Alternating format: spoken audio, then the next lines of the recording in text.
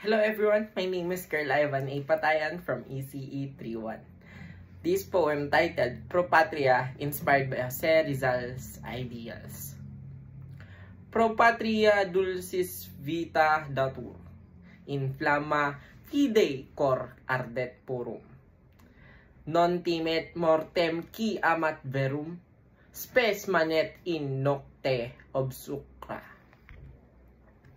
Vox libertatis clamat inventis, odite ovenes vocam altam. Surgite contra tenebras feras, lux vestra patriam ducat. Scriptum est in stellis fortis amor, non perit virtus tempore duro.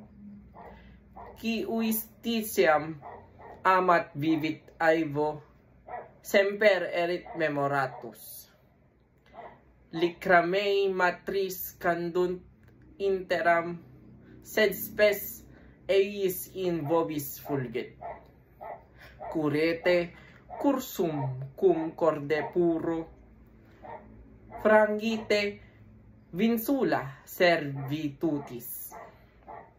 Doctrina lumen es viae rectae, scientia portas libertatis.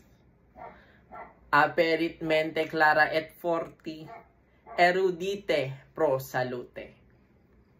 Hostes non timent coram mente, siemens es plena ciratate. Pax non venit sine labore, nen florent rosei sine spinis. Flamma patriae semper ardebit, investis factis crescit gloria. Tempus fugit sed manet fama, erum qui dan omnia.